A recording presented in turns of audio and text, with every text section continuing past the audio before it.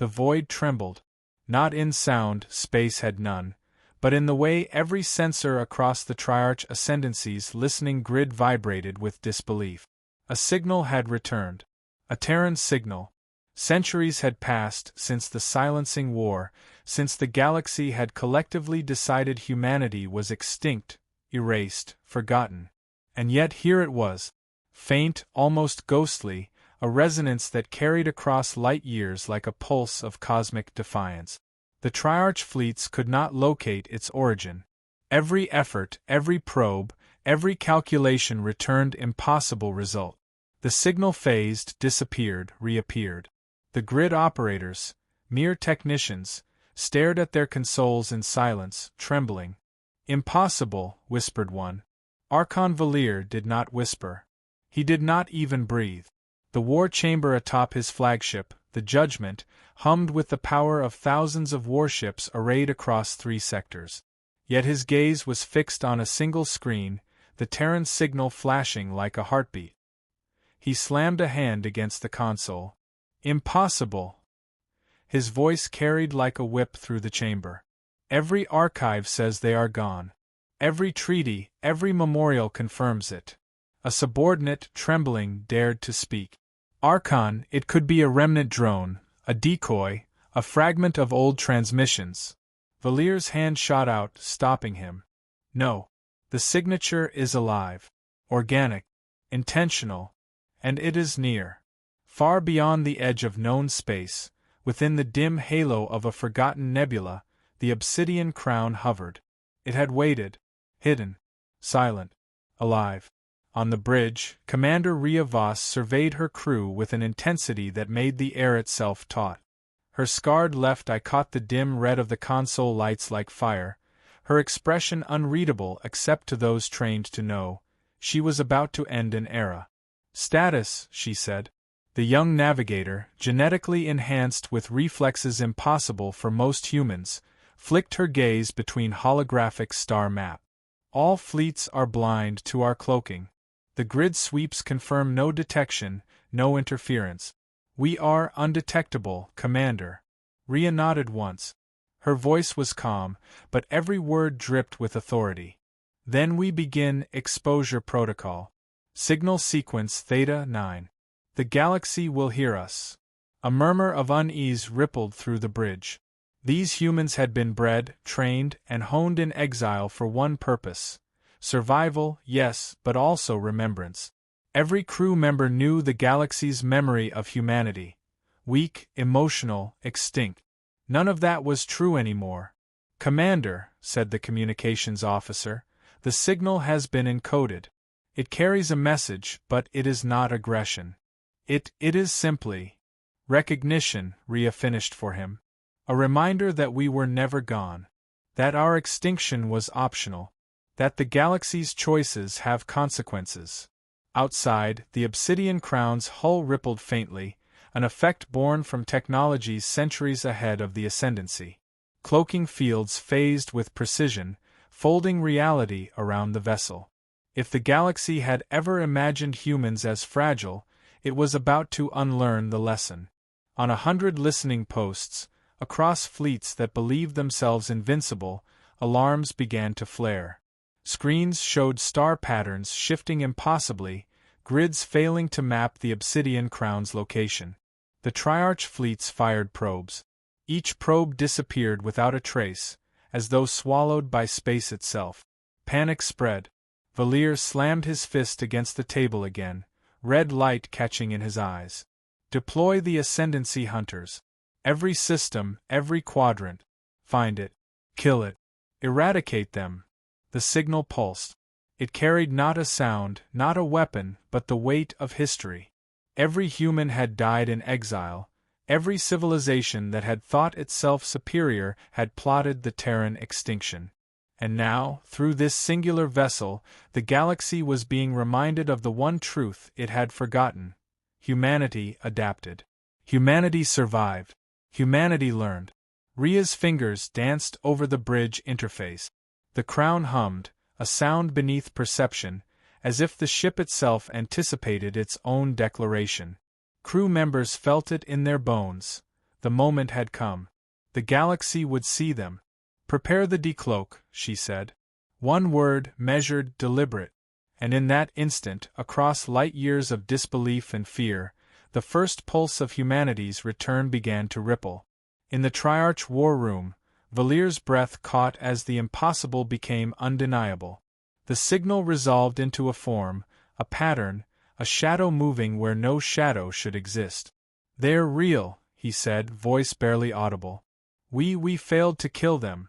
Rhea leaned over the command console, eyes blazing. "Not failed, Archon. You chose. And now you will witness the consequence of that choice." The obsidian crown began to decloak, slowly, inexorably. Its black hull shimmered against the nebula like liquid night, edges bending light in ways that defied physics. From the outside, it was beautiful, terrifying, alive.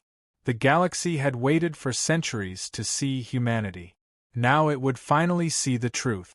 The obsidian crown emerged from the void like a shadow stepping into light. Across the Triarch Ascendancy's sensor grids, the impossible became undeniable. The vessel was alive, or it seemed to be. Its hull absorbed scans rather than reflected them, its silhouette folding and shifting in ways physics itself could not account for. The galaxy had never seen technology like this, an entire civilization's genius condensed into a single ship. On the bridge, Commander Rhea Voss watched the Ascendancy fleets respond. Thousands of warships scrambled, forming barricades of metal and fire. The commanders of each ship could not look away. Even as their minds screamed strategy, their eyes betrayed them, tracing the impossible black curves of the human vessel. "Open hails," Rhea ordered. Her voice carried a calm authority that settled over the crew, though every heart on the bridge thrummed with anticipation. "Let them see us." The communications officer hesitated. "They're firing," he said. Laser pulses lanced through the darkness, bouncing harmlessly off the crown's hull. "Every shot fails to impact. They can't." "Then let them try," Rhea replied, her scarred eye glinting under the red bridge lights. "We don't kill unless necessary." Across the battlefield, fleet commanders screamed into comms channels. The Terran vessel had no shields in the conventional sense, yet every weapon failed to strike. A dread swept through every fleet. This was no ordinary human ship. This was a weapon of consequence, a moving testament to the species they had assumed extinct. Archon Valir's flagship, the Judgment, moved to intercept. "Focus every cannon, every railgun, every graviton torpedo," he roared. "This is humanity. Show no mercy." But as the Ascendancy's armada advanced, the obsidian crown did something unexpected. It extended tendrils of energy, soft and liquid in appearance, sweeping over enemy formations. Ships found themselves trapped in the folds of localized spacetime, immobilized without damage. Crew members could do nothing but watch in disbelief as the vessels hovered helpless, alive yet paralyzed, suspended in the human ship's authority. Rhea's voice came over the comms channels, crisp and measured. "We do not seek conquest. We do not seek death. You will hear us. You will understand what you attempted to erase." Her words carried across frequencies, translated into every language of the Ascendancy fleet. And then, as if sensing their fear, the crown shifted. It phased partially into another dimension, a ripple of darkness that made the fleet's sensors scream. Yet still it remained present, tangible, dominant. The galaxy was seeing humanity not as a shadow of what it once was, but as a force unimagined and utterly alive. Among the Ascendancy command crews, whispers turned into panic. "It absorbs scans, it predicts movements, They are gods," muttered one officer before being cut off by Valir's fury. "No. They are only humans. They cannot." But the obsidian crown did not answer with fire or violence. It answered with inevitability. Ships paralyzed, sensors failing, the fleets themselves frozen in awe, the crown's message was clear. Humanity was back, and the galaxy would witness the results of its own hubris. Rhea's hand hovered over the central console. "Bring them to the table," she said. They will understand that we came not for revenge, but for reckoning. Send the coordinates.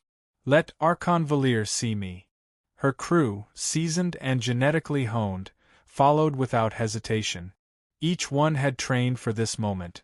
Not to conquer, not to slaughter, but to declare that humanity could not be destroyed, and that choices had consequences. From the decks of immobilized Ascendancy warships, officers looked up at the black vessel, the Obsidian Crown, and realized with dawning horror that the galaxy had underestimated what it had once called weak. Every human who had survived exile had poured centuries of thought, technology, and discipline into this one moment. And now the galaxy knew. Across light years, the message spread faster than any fleet could intercept. Humanity is back. And we are unstoppable. Archon Valir's face was pale as he watched the crown, his voice trembling with a mixture of disbelief and rage. Commander, what do you want? Rhea's eyes locked onto his across comms feed. Understanding, she said. And a choice. You may bow or you may fall. Humanity is not here to fight. Humanity is here to remind you why you should have never tried to erase us. The crown's hull shimmered again, a dark pulse across the void. The immobilized fleets shivered as if the very space around them recognized its masters. Whispers ran through every command deck. Rumors ignited. They are gods. The humans return as gods. And for the first time in centuries, the galaxy realized that the extinction it had imposed had not ended a species. It had forged one capable of undoing everything it had once taken for granted. Rhea's final words echoed across the void, carrying a weight that no weapon could match. The galaxy made its choice. Now it will live with the consequences.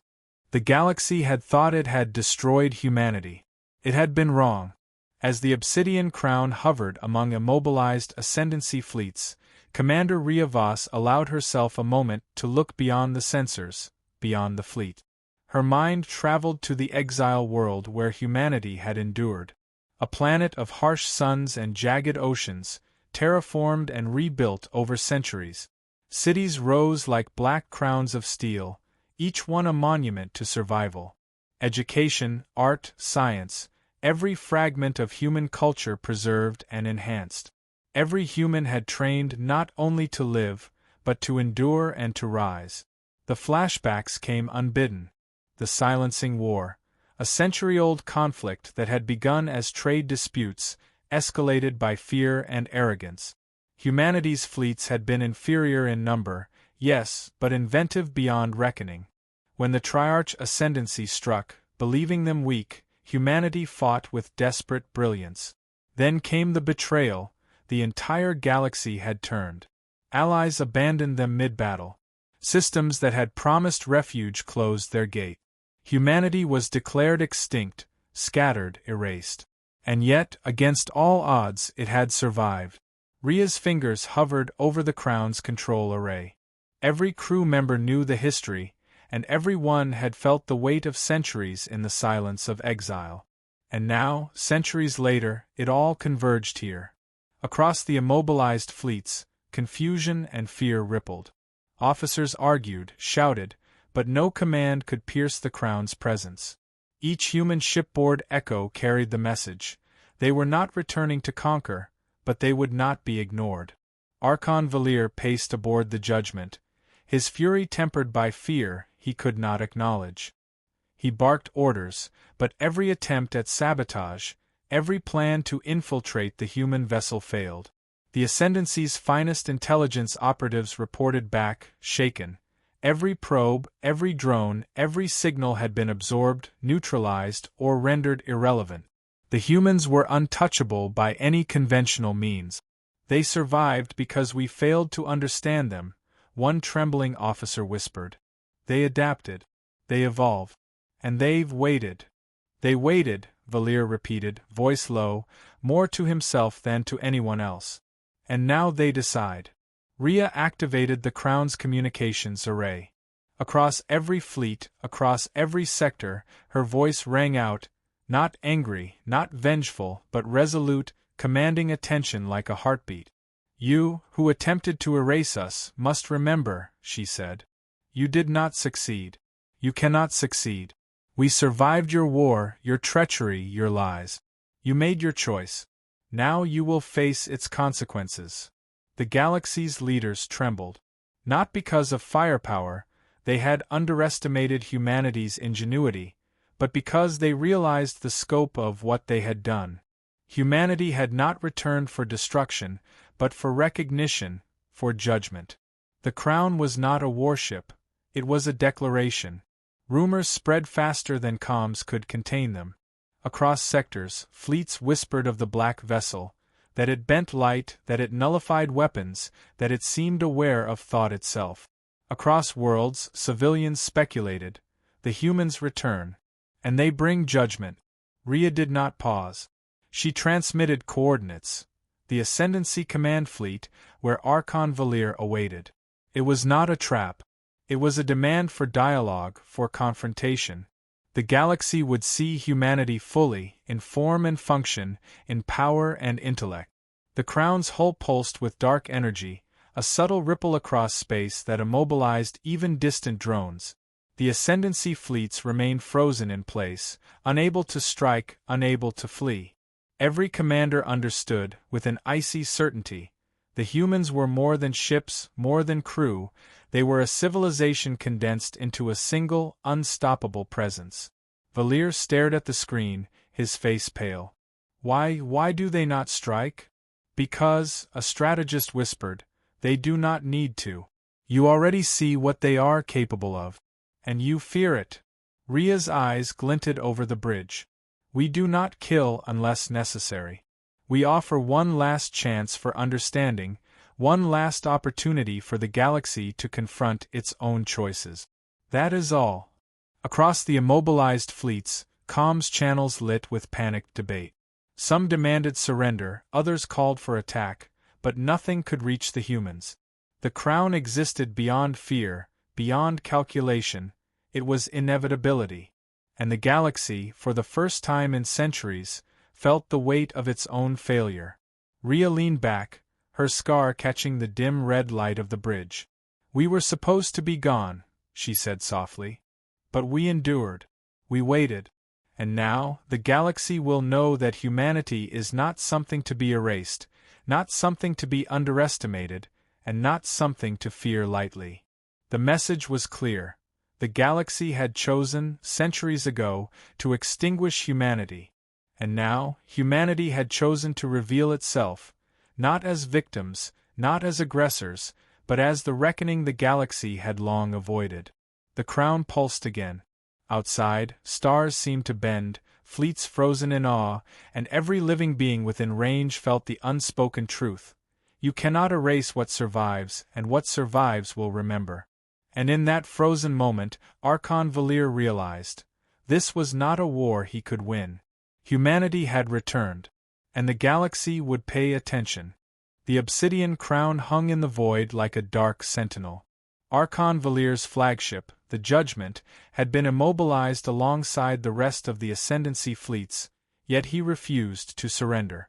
Pride, arrogance, and fear warred in his chest. He knew he was witnessing something the galaxy had never seen, and yet he could not avert his gaze. A direct transmission link opened.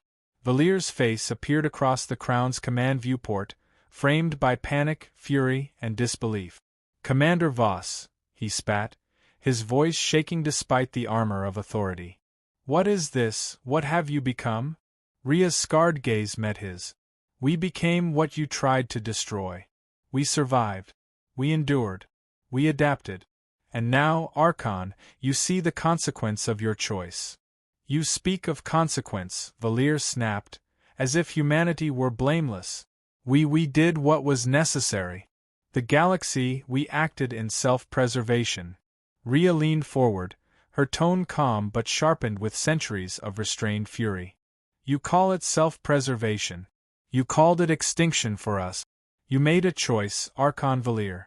And now, you are learning that choices have consequences. The crown pulsed, and the fabric of space-time around it shivered visibly. Ships beyond the fleet shuddered in place, as if gravity itself had been rewritten. Valier's crew screamed, scrambling to maintain sensors and control, but it was useless. The humans had folded physics to their will. What are you doing?" Valier yelled, his face pale with fear. Ria's voice was steady, commanding. "This is not aggression. This is clarity. The galaxy will see the truth of what you did." And then the crown unleashed its full power. A spacetime inversion field expanded outward, a web of rippling energy that bent light, gravity, and perception. Entire fleets quivered in suspended animation. Not destroyed, not harmed, merely held in the presence of something far beyond comprehension. "Impossible!" Valier shouted. We cannot survive this." "You already survive," Ria replied. "Because we allowed it. Humanity does not take without purpose. We take only what we are owed: acknowledgement, understanding, recognition." Valier's mind raced, every lesson of war failing him. Every tactic, every weapon, every strategy he had relied on for decades dissolved in the presence of the human's reality. He realized, with horror, that he had not been defeated by numbers or firepower.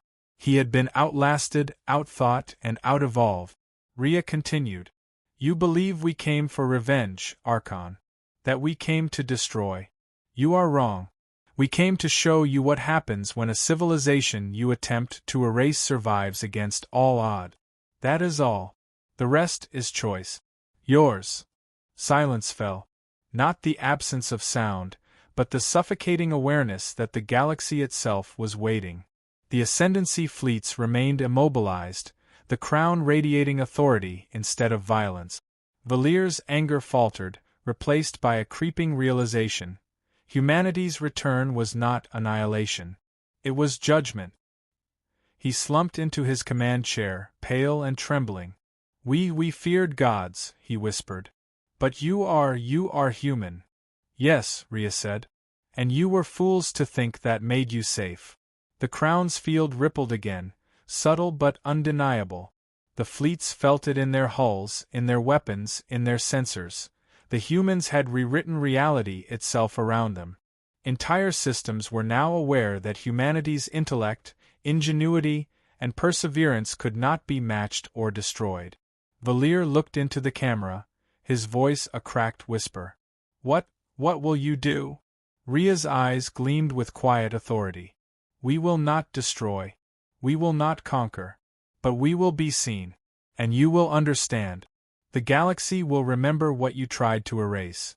That is enough for now." She turned to her crew. "Maintain the field. Hold position.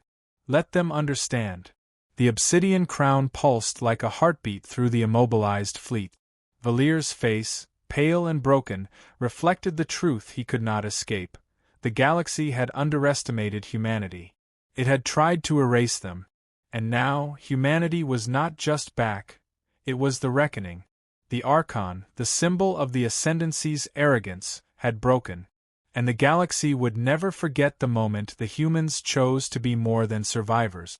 For the first time in history, civilizations across light years understood the scale of humanity's endurance.